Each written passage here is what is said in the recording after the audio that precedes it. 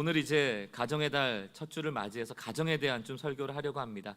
오늘은 그 창세기 22장 13절로 18절까지의 말씀을 가지고 모리아로 초대하신 하나님이라는 제목으로 좀 하나님 말씀 나누기 원합니다. 창세기 22장 13절로 18절 말씀 우리 한 절씩 교독할 텐데요. 제가 13절 먼저 읽어보도록 하겠습니다. 아브라함이 눈을 들어 살펴본즉 한 수량이 뒤에 있는데 뿔이 수풀에 걸려 있는지라 아브라함이 가서 그 숫양을 가져다가 아들을 대신하여 번제로 드렸더라. 아브라함이 그 땅 이름을 여호와 이레라 하였으므로 오늘날까지 사람들이 이르기를 여호와의 산에서 준비되리라 하더라. 여호와의 사자가 하늘에서부터 두 번째 아브라함을 불러 이르시되 여호와께서 이르시기를 내가 나를 가리켜 맹세하노니 내가 이같이 행하여 내 아들 내 독자도 아끼지 아니하였은즉 내가 내게 큰 복을 주고 내 씨가 크게 번성하여 하늘의 별과 같고 바닷가의 모래와 같게 하리니 내 씨가 그 대적의 성문을 차지하리라. 함께 읽습니다. 또 내 씨로 말미암아 천하 만민이 복을 받으리니 이는 내가 나의 말을 준행하였음이니라 하셨다 하니라. 아멘. 어떤 한 남성이 그 숲속 깊은 곳 산장으로 갔다고 합니다. 이제 산장에 가서 자기 방 호수 열쇠를 받고 방에 들어갔는데 그 방에 갔더니 이런 문구를 적어놨더래요. 당신 집처럼 생각하고 편하게 지내시기 바랍니다. 당신 집처럼 생각하고 편하게 지내시기 바랍니다. 그 문구를 보자마자 다시 짐을 싸서 그 객실을 나왔다. 이런 얘기가 있어요. 왜 그랬을까? 지금 이 남자는 집이 싫어서 탈출한 거거든요. 집이 감옥 같아서 싫어서 나온 거거든요. 근데 산장에 당신 집처럼 생각하고 지내세요 하니까 어우 난 집 싫다. 또 다시 나왔다는 거예요. 우스갯소리죠. 현대인들에게 이 집이라는 곳이 행복한 쉼터가 되지 못하고 전쟁터가 되온 것은 왜 그럴까? 참 의아한 일입니다. 제가 개척하고 많은 분들한테 들었던 얘기도 이런 얘기예요. 우리는 교회가 가족 같아졌으면 좋겠습니다. 이런 얘기를 참 많이 들었어요. 처음에는 당연히 그래야지라고 생각하다가 문득 이런 생각이 들더라고요. 교회에 있는 남자들이 다 내 남편 같다면, 교회에 있는 여자분들이 다 내 아내 같다면, 교회에 있는 우리 주일학교 아이들이 다 내 자식 같다면 교회가 행복할까? 뭐 대답은 못하겠죠. 우리가 여기 다 우리의 가정의 실상이 나오니까. 그러나 제가 생각해보건 바, 제가 그렇게 신방 다니면서 가정의 속속들의 이야기를 듣던 바로 미루어 짐작하면 그래서 교회가 문제가 많구나 생각하게 돼요. 다 내 아내 같은 분이 계시고 내 남편 같은 분이 계시고 내 자녀 같은 분이 있으니까 교회가 뭐 바람잘 날이 없는 것이죠. 무슨 얘기를 드리고 싶은 거예요? 인생사, 인간이 가는 곳에는 비바람 눈보라 없는 인생이 없고요, 그런 가정도 없고요, 그런 교회도 없습니다. 다 험난한 파도를 넘으면서 살아가고 있는 것이죠. 그래서 우리는 늘 은혜가 필요하다. 특별히 가정은 참 은혜가 많이 필요한 곳이다. 종종 그런 얘기도 듣잖아요. 혼자 사는 게 편하겠다. 혼자 사는 게 편하겠다. 잠언 말씀에도 그런 얘기가 많이 나옵니다. 다투는 여인과 사는 것보다 혼자 광야에서 사는 게 낫다. 뭐 이런 말씀이 잠언에도 있어요. 맞죠. 혼자 살면 편하죠. 그런데 우리는 편하려고 사는 게 아니고 특별히 믿음의 사람은 그리스도의 형상을 닮아 온전케 되어지는 삶을 지향하면서 살아가는 것이거든요. 그리스도인이었던 다석 유영모 선생님이 계십니다. 여러분 잘 모르실 수도 있고 들어보신 분도 계실 텐데 신학자예요. 우리 한국 교회의 초대 신학자입니다. 한국 교회 초기에 이분이 이런 얘기를 했어요. 사람이 모이면 삶이 된다. 이분은 언어 유희를 많이 했던 분인데 시옷, 리을, 미음이 들어가잖아요. 사람에도 들어가고 삶에도 들어가잖아요. 사람이 모이면 삶이 된다. 이 얘기는 뭡니까? 혼자 살아가는 삶은 삶이 아니다라는 얘기입니다. 인간은 그저 혼자 편하게 살아가도록 지음받은 것이 아니고 함께 살아가도록, 그것을 통하여 희노애락을 통하여 성숙되어지고 온전한 인간이 되도록 하나님 지으셨다는 얘기입니다. 그리고 보면 성경에는 아픈 얘기들이 많아요. 상처받는 얘기도 많고요, 문제와 갈등의 얘기가 많은데 다 어디에서 일어나는가? 다 가족이에요. 요셉 누가 팔아넘깁니까? 다윗 누가 핍박합니까? 왕 되겠다고 왕 쟁탈전이 어디에서 일어나요? 다 가정에서 일어납니다. 그럼에도 불구하고 창세기가 무엇으로부터 시작합니까? 가족으로부터 시작해요. 사람이 편하게 살 것 같으면 아담 하와를 만들진 않았겠죠. 그냥 다 아담 하와 한 종으로 만들어서 혼자 잘 각자 도생하도록 만드셨겠죠. 그러나 하나님은 그런 삶을 요구하시지 않았다는 것입니다. 오늘 이 5월의 달 특별히 참 좋은 것 같아요. 가정의 달이라는 달을 이렇게 정해서 우리가 잘 이렇게 생각해 보지 않은 우리 가족들, 우리 가정의 형편들을 돌아보는 시간이 되어서 참 좋은 것 같습니다. 그럼에도 불구하고 이 5월이 될 때, 이런 가정 설교를 할 때마다 개인적으로 저에게 마음이 쓰이는 대상은 결국 뭐 사별을 하던 이혼을 하던 혼자 계시는 분들, 또 지금도 갈등 중에 있는 가정들, 혹시 이런 설교 때문에 내가 뭘 잘못했나 이런 상처 받으실까 봐 늘 걱정이 많아요. 여러분 그렇게 말씀을 받지 마시고요, 어떤 상황이 있든지 주의 종을 통해서 하나님이 전달하고 싶은 말씀을 전하는 것이지 제가 하고 싶은 얘기 하는 게 아니거든요. 각자 여러분들에게 주시는 그 음성으로 듣고 정말 가정이 또 가족이 관계가 회복되어지는 은혜가 있기를 간절히 주의 이름으로 축원합니다. 여러분 제가요 목회하다가 목회를 실패할 수는 있어요. 그럴 것 아닙니까? 뭐 교회가 무너지는 경우도 얼마든지 있을 수 있고 뭐 사람에게 상처받는 일도 목회자로서 많이 있고 하잖아요. 그런데 여러분 가정에서 아내와 제가 관계가 분명하고 자식과 사랑의 관계가 있으면요 그 목회자는 다시 일어서요. 그런데 아무리 교회가 부흥하고 뭐 교회가 잘 되는 것 같고 뭐 사람이 늘어나고 개인 목회자로서 목회를 열심히 하는 거는 같은데 목회만 열심히 하고 가정을 등한시해서 부부간의 관계가 깨져버리고 자녀의 관계가 깨어져 버린다면 목회도 제대로 될 리가 없습니다. 결국은 제가 그래서 목회는 잘 되는데 가정의 관계가 안 좋아서 이렇게 생각한다고 생각해 보세요.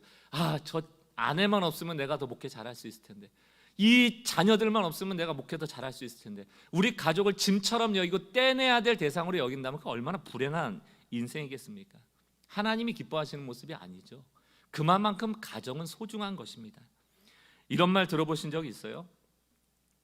행복한 가정에는 늘 똑같은 공통점이 있다는 거예요. 단순하다는 겁니다. 행복한 가정에는 공통점이 있는데요, 문제 있는 가정에는 다양한 문제가 있다. 수없이 많은 문제가 있다. 인생사는 너무너무 다양해요. 그런데 행복해지는 방법은 굉장히 단순하다는 얘기를 강조하는 겁니다. 5월 한 달 동안 또 6월까지 우리 기도하는 시간을 통해서 이 단순한 공통점을 우리가 발견해내는 은혜를 통하여 우리 모든 가정들이 회복되기를 다시 한번 주의 이름으로 축원합니다. 여러분들 한번 질문 드려보고 싶습니다. 여러분의 가정에는 변화가 필요합니까? 변화가 필요하다는 것은 내가 우리 가정에 대한 문제의식을 갖고 있는가에 대한 질문이기도 합니다. 결론부터 말씀을 드릴게요. 문제의식을 갖고 있다, 변화되기를 원한다 이러시는 분들, 결론부터 말씀을 드리면 그 모든 가정의 문제의 초점을 나에게 돌리셔야 돼요. 이게 해법의 첫 번째이자 마지막입니다. 늘 갈등은 남 탓하는 데로부터 옵니다. 왜냐하면 이게 이제 부부 문제, 또 부모 자식 간의 문제, 이 가정 안의 문제는 일방통행이 없어요. 100% 과실이 없단 말입니다. 늘 쌍방과실이에요. 이 얘기는 무슨 얘기인가 하면 잘 들으셔야 돼요. 우리 각자는 남편으로서, 아내로서, 자식으로 모두 다 용서받아야 될 존재라는 얘기입니다.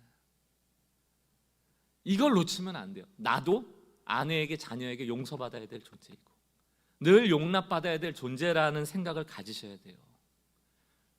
여러분 부모 자식 간에는 늘 부모님들이 오해하시는 게 뭐냐면 저놈의 새끼 그냥 맨날 내가 용서하고 용납해 주는 줄만 알아요.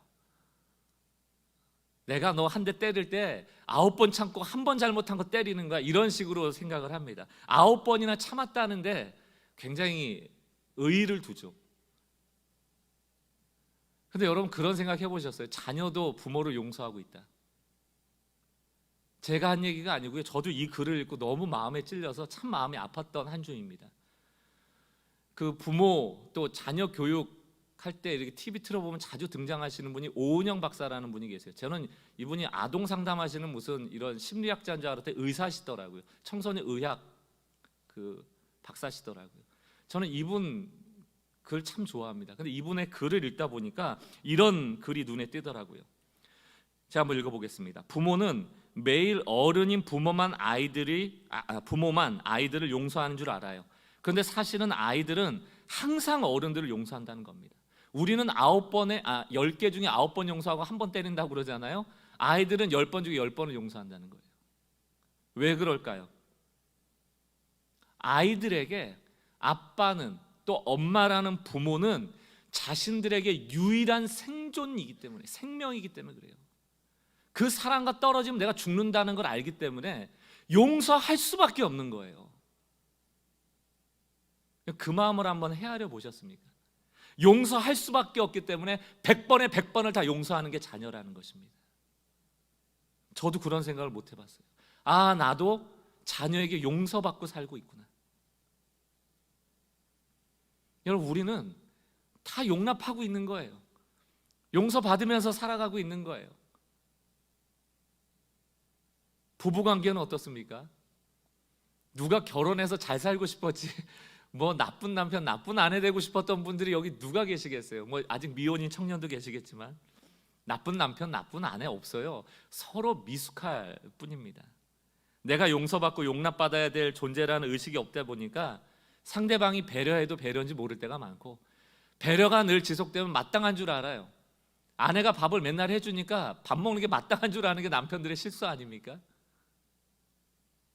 지금 가정이 그나마 유지되고 있다면 둘 중에 누군가가 더 참고 있는 겁니다. 혹은 서로 성숙해서 서로 참아주고 있는, 그게 가장 이상적인 것이죠.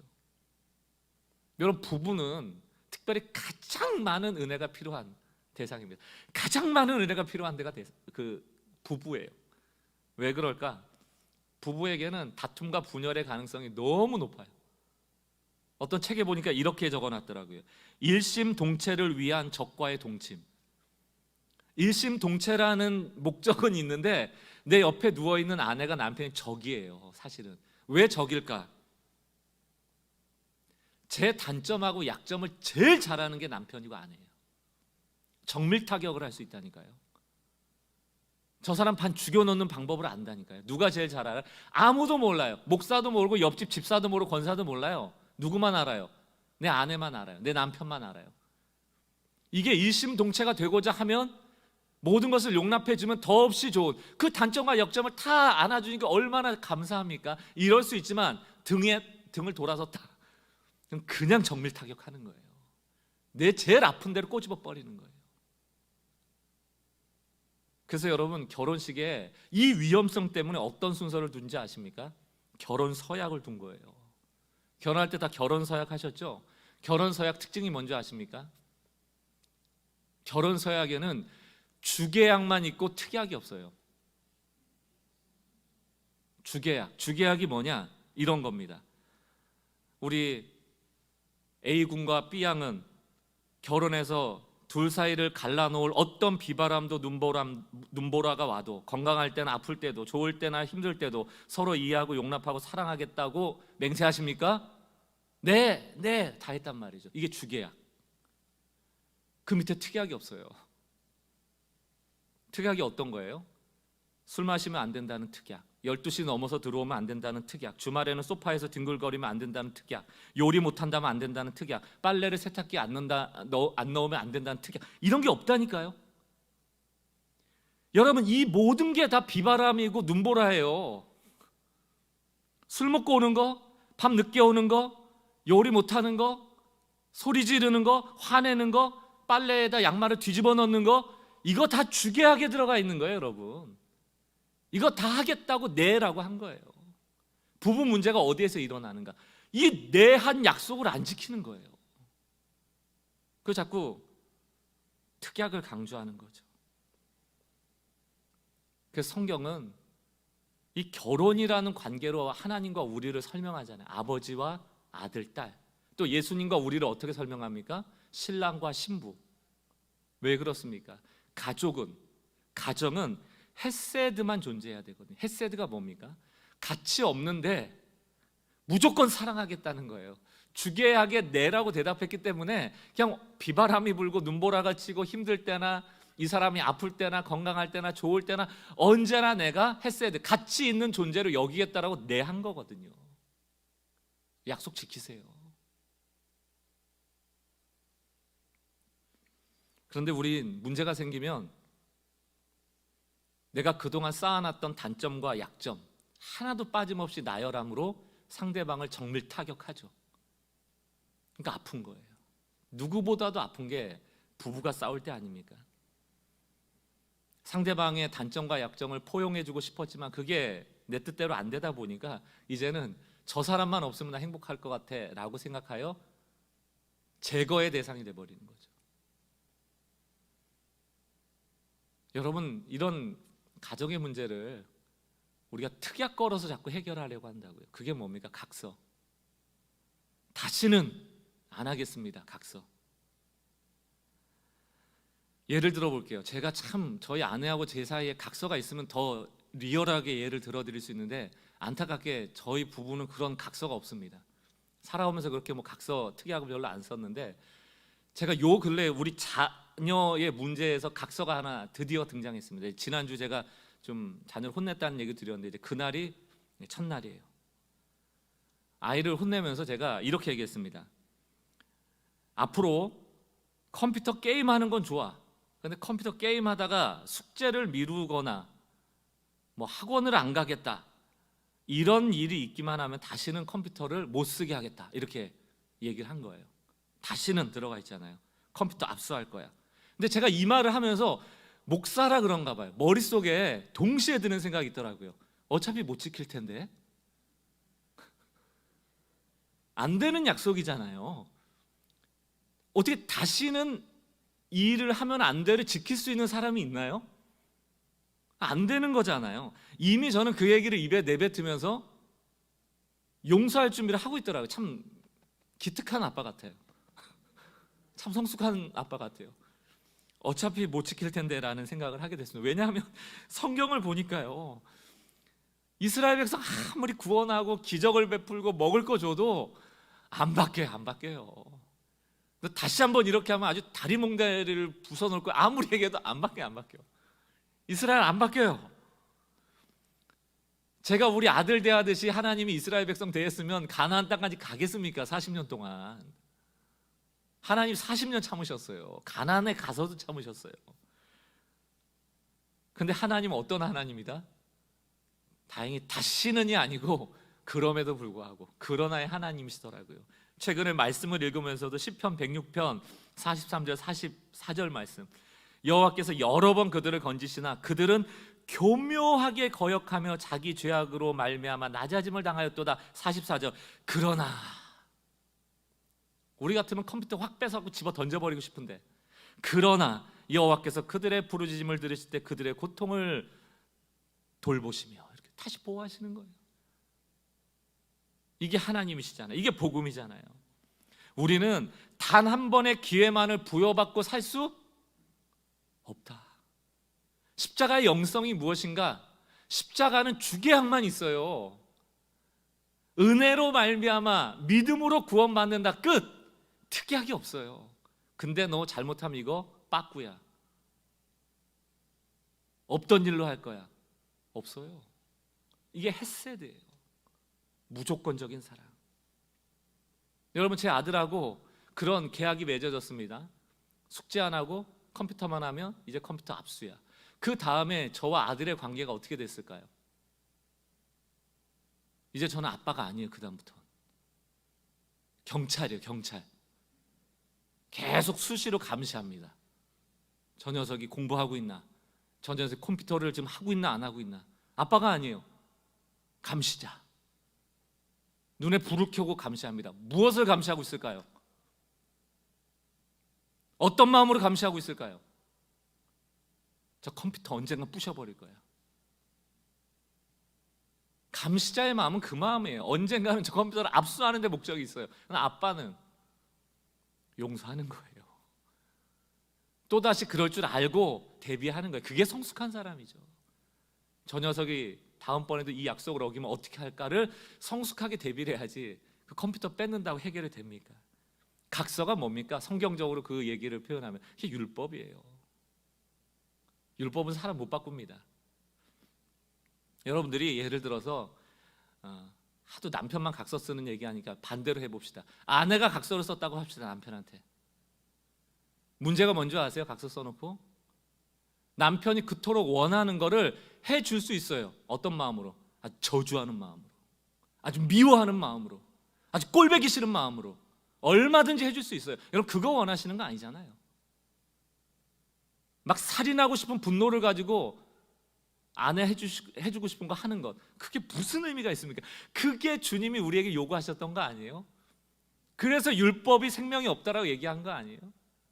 그래서 복음이 필요하다고 얘기한 것 아니에요? 사랑하는 성도 여러분, 오늘 카푸치노로 보내드린 이 주보 중간에 보시면 그 5월 가정의 달 미션 중간쯤에 보시면 의미를 새롭게 부여하기에 뭐라고 적어놨냐면 율법의 각서를 버리고 복음의 각서를 다시 쓰라 이렇게 돼 있습니다. 각서부터 바꿔야 돼요. 차라리 이렇게 각서를 쓰세요.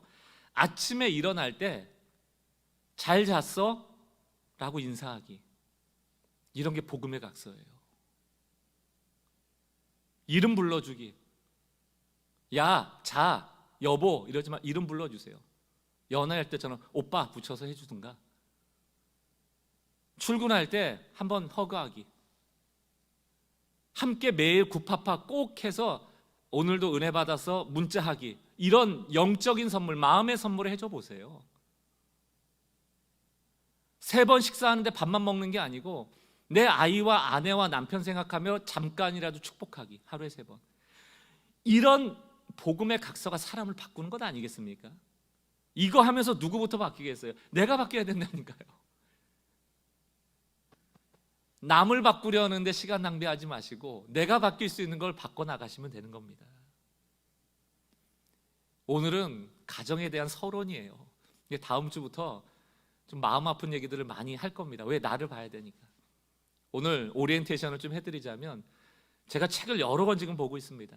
또 저희가 경험한 바로도 참 그 책의 얘기가 맞다 싶은 내용들이 참 많더라고요. 이 가정에 대한 얘기, 부부에 대한 얘기. 제가 책을 읽으면서 부부싸움, 가정에 문제가 생기는 딱 2가지 요인을 압축해 보니까 우리에게 어떤 성향이 있는가 하면 첫 번째는 완벽주의적인 성향이 있고 두 번째는 통제하려는 성향이 있어요. 이 2가지가 항상 문제를 일으킵니다. 완벽주의는 뭘까요? 현실보다 훨씬 높은 기대치를 갖는 거예요. 안 될 일을 기대해버리는 거예요. 그게 완벽주의입니다. 이렇게까지 돼야 돼. 남편에 대해서, 아내에 대해서, 자녀에 대해서 잣대를 확 높여버리는 거예요. 현실적으로 불가능한데 그래 놓고 그게 될 때까지 계속 타인을 통제하는 거예요. 내 뜻대로, 내 계획대로, 내 마음대로 돼야만 편안한 마음이 되어지는 바로 그 사람이 가족을 제일 힘들게 하는 겁니다. 그게 강박이 되고요. 점점 내가 기대한 만큼 안 되면 그때부터 마음이 쪼여오고요. 압박이 되고요. 시야가 좁아지고요. 성경에서는 이 시야가 좁아지고 강박이 오는 현상을 바로 고난이라고 부릅니다. 고난은 딴 게 고난이 아니에요. 눈이 좁아져 버리고 마음이 좁아져 버려서 초조해지고 조급해지는 게 고난입니다. 하나님이 항상 넓은 곳으로 우리를 데려가시잖아요. 그래서 강박이 오고 시야가 좁아지면 자꾸 잘못된 결정을 하고 잘못된 말을 하고 잘못된 판단을 합니다. 넓게 보질 못하니까. 그러니까 상대방에 대해서는 자꾸 미워하게 되고요. 자기는 정작 못 보게 되는 거예요. 악순환이죠. 여러분 정말 가정을 변화시키고 싶고 복음적으로 우리 가정이 변화되길 원한다면 누구를 바꿔라? 나를 바꿔야 돼요. 여러분 산에서 길 잃어버리면 꼭대기로 올라가야 된다고 그러더라고요. 저는 이게 뭐 맞는 말인지 모르겠는데 이론적으로는 이해가 되더라고요. 왜냐하면 길을 잃어버렸다는 건 뭐예요? 어디로 가야 될지를 모른다는 뜻도 있지만 내가 어디에 있는지를 모른다는 뜻도 돼요. 내가 지금 있는 곳이 어딘지를 모르는 거예요. 그게 길을 잃은 겁니다.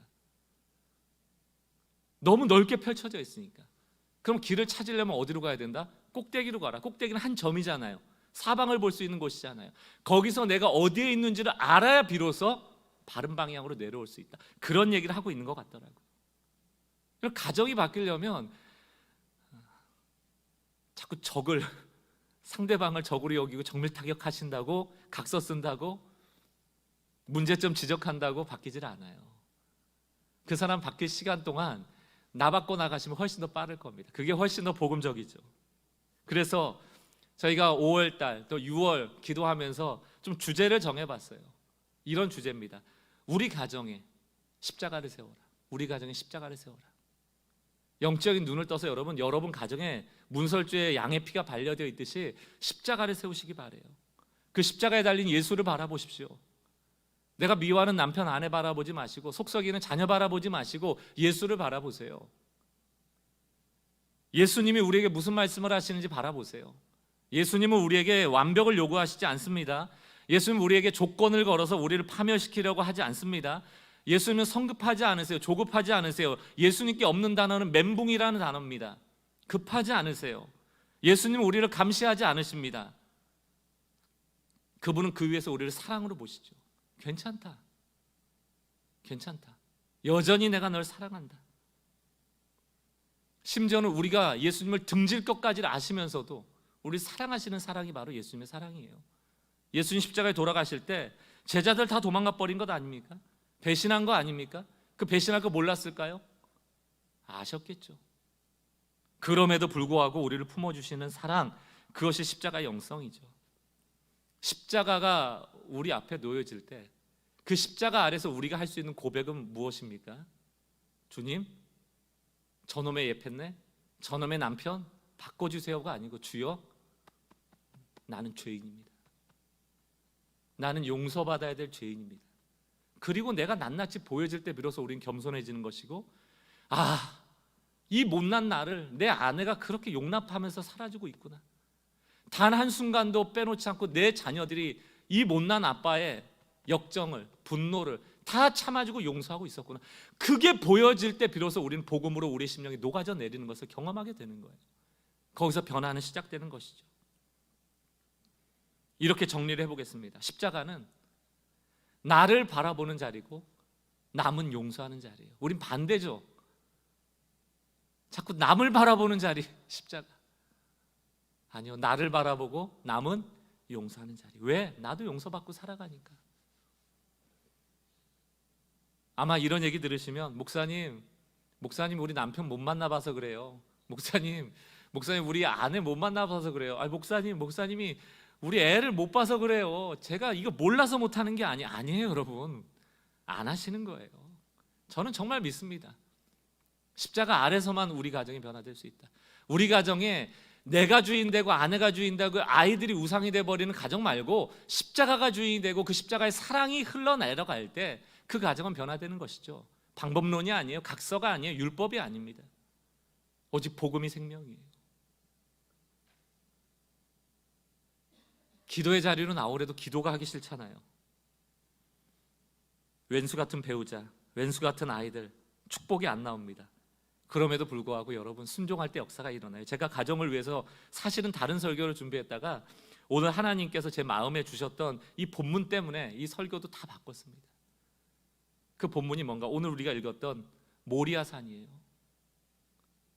여러분, 기도하면 반드시 역사가 일어납니다. 근데 문제는 뭡니까? 우리가 기도에 순종하지 않아요. 기도하러 나가질 않아요. 우리 가정을 축복하질 않아요. 그런데 그거 해보라고 오늘 주님께서 우리를 초대하시는 거예요. 어디로? 모리아산. 모리아산이 어떤 산인가? 예루살렘 성전이 세워진 산입니다. 신학자에 따라서는 십자가를 지신 예수님이 십자가를 지신 그 산도 모리아산이다라고 해석하는 사람이 있어요. 이 모리아의 뜻이 무엇인가 하면 하나님이 보이신다라는 뜻이에요. 하나님을 나타내신다, 계시한다, 이런 의미입니다. 왜 하나님이 이 모리아산을 저의 마음에, 또 우리 교회, 또 우리 성도들에게 함께 나누기를 원하셨을까? 특별히 가정의 주제를 가지고 설교하는 이때 저는 이렇게 해석이 됐어요. 내가 원하는 남편, 내가 원하는 아내, 내가 원하는 자녀가 아니고 하나님이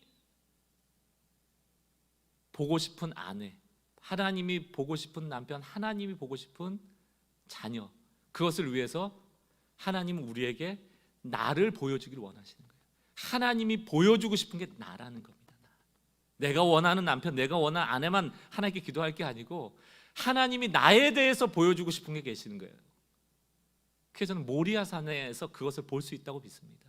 왜냐하면 여러분들 잘 아시는 이 모리아산은 가장 대표적인 성경의 이야기에 어디에 등장하는가 하면 아브라함 이야기입니다. 아브라함이 100세의 아들을 얻었잖아요. 독자 이삭 아닙니까? 근데 하나님이 이삭을 바치라는 것 아니에요. 어디에서? 모리아에서 3일 길을 갑니다. 아브라함이 무슨 생각했을까요? 얼마나 많은 갈등이 있었을까요? 얼마나 순종하고 싶지 않았을까요? 얼마나 가고 싶지 않았을까요? 모리아는 죽음의 땅이에요. 모리아는 자기 아들이 죽는 땅이에요. 모리아는 슬픔의 땅이에요. 그 산은 정말 가고 싶지 않은데, 마치 우리가 우리 가족을 위해서 기도하고 싶지 않은 것처럼, 그 미움이 사그러지지 않은 것처럼 순종하기 싫은 거예요. 그러나 억지로라도 아브라함이 믿음으로 순종하며 그 자리에 갔을 때 어떤 일이 벌어집니까? 이삭이 죽어야 되는 그 제단을 위해서 하나님이 순양을 예비하셨죠. 여호와 이레, 그게 해석하면 여호와께서 준비하셨다라는 뜻도 되지만 이 여호와 이레라는 단어의 원어적인 해석으로 해보면 하나님이 보이셨다는 거예요. 우리가 살아가면서 하나님이 나에게 진짜 보여주고 싶은 게 있는데 그걸 못 보고 우리는 왼수 같은 아내, 남편만 계속 보고 살아가는 거예요. 각서가 수십 장, 수백 장이 돼도 정말 하나님이 나에게 보여주고 싶은 그 무언가를 보지 못하니까 우리는 엉뚱한 데 마음을 쏟고 살아가는 건 아닙니까? 가장 이기적인 사람을 영차원적인 사람이라고 그래요. 영차원. 영차원은 점이거든요. 딱 점, 자기밖에 몰라요. 여러분, 이 차원을 자꾸 넘어가셔야 돼요. 1차원 선두 되시고요, 하나님의 인도하심도 한번 받아보시고요. 2차원은 뭡니까? 면이잖아요.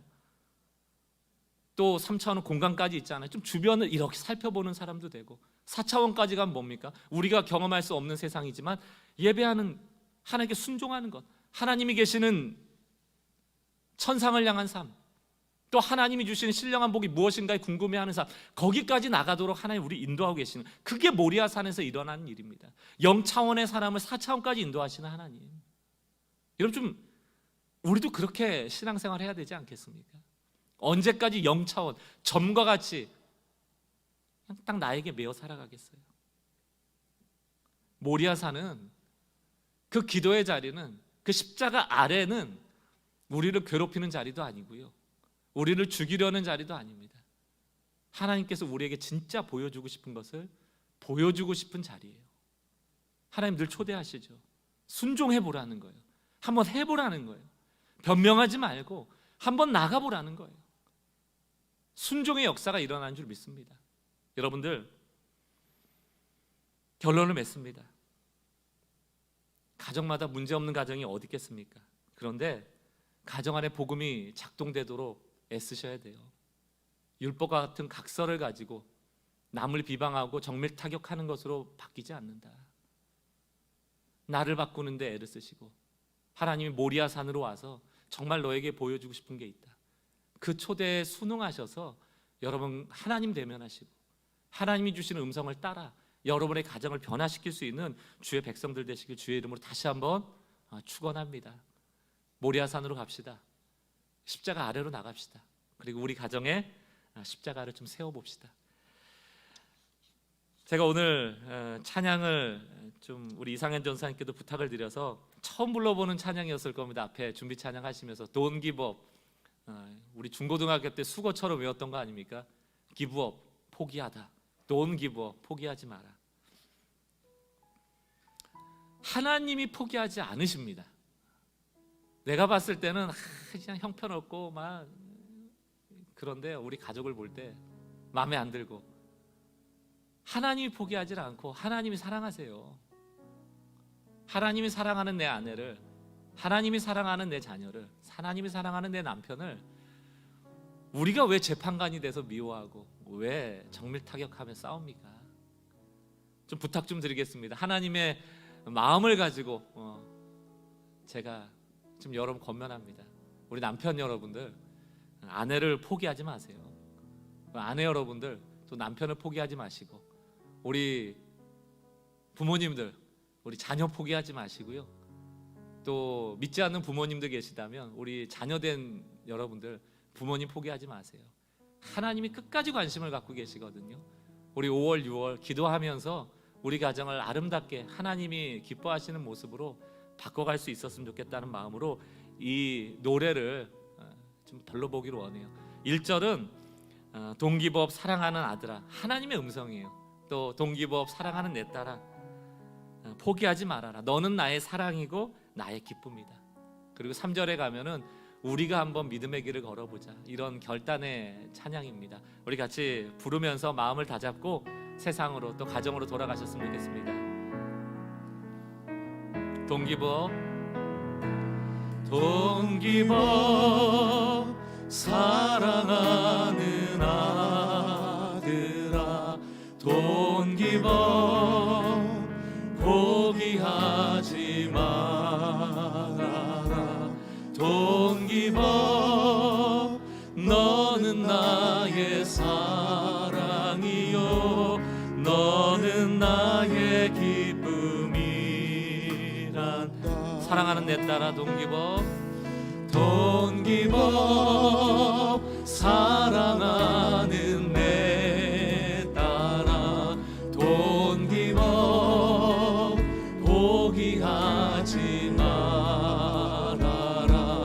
동기법 너는 나의 사랑이요 너는 나의 기쁨이란다. 형제여 포기하지 말아요.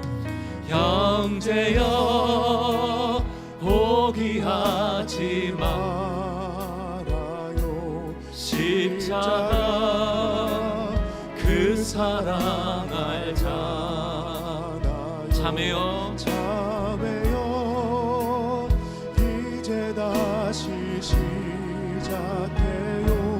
주님이 주신 우리 가족을 다시 한번 생각하면서 축복합시다. 형제여 포기하지 말아요.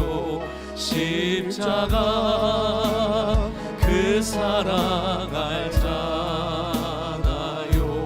자매여 이제 다시 시작해요. 주님이 주시느니 우리 다 믿음을 지켜가요. 우리 다 믿음을 지켜가요. 주님이 주실 멸류관 보며 우리 다 선한 싸움 싸워요. 달려갈 길 마칠 때 다시 한번요. 우리 다 믿음을 지켜갑시다. 우리 다 믿음을 지켜가요. 주님이 주실 멸류관 우리 다 선한 싸움을 싸워요. 우리 다 선한 싸움 싸워요. 달려갈 길 마칠 때까지. 이 시간 두 눈을 감고 우리 주의 음성에 귀 기울여 봅시다. 또 오늘 말씀을 나의 말씀으로 정리해 봅시다. 각서는 율법은 절대로 사람을 바꾸지 못해요. 여러분 지금 불안하시고 막 속상하시죠? 내 뜻대로 안 되니까 막 힘드시죠? 저 사람이 쉽게 바뀌어지지 않으니까 조급하시죠? 여러분 그럴 때마다 크게 한숨 쉬세요. 내 영혼이 좀 릴렉스 될 수 있도록 좀 크게 숨을 쉬십시오. 그리고 하나님께 우리 아내를, 자녀를, 남편을 맡기세요. 맡긴다는 것은 높은 언덕에서 큰 돌덩어리를 밑으로 던져 떨어뜨리는 겁니다. 굴려 보내는 거예요. 더 이상 우리의 통제 밖으로 내려놓는 것입니다. 우리가 통제하려면 할수록, 우리가 구속하려면 할수록 나는 우리 가족의 감시자가 되고 경찰이 돼요. 경찰을 원하는 가족이 어디 있겠습니까? 자녀에게는 아빠가 필요합니다. 자녀에게는 엄마가 필요해요. 남편에게는 아내가 필요하고 아내에게는 남편이 필요해요. 경찰이 필요한 게 아니에요. 이게 가능해지려면 복음이 작동되어져야 되고, 그것을 위하여 우리 십자가 아래로 자꾸 내려가야 됩니다. 오늘 우리 영적인 기도를 통하여 여러분 가정에 십자가가 세워지길 원하고, 그 십자가 헤세드 사랑에 우리가 수혜자임을 깨달아 하시고, 늘 나는 죄인입니다, 나를 용납하신 주님 감사합니다 기도하시는 여러분 되시기 바라요. 오늘도 십자가 위에 주님이 우리에게 들려주시는 그 음성에 귀 기울이며 오늘 말씀을 정리하며 묵상하겠습니다. 조용히 기도합시다. 기도하겠습니다.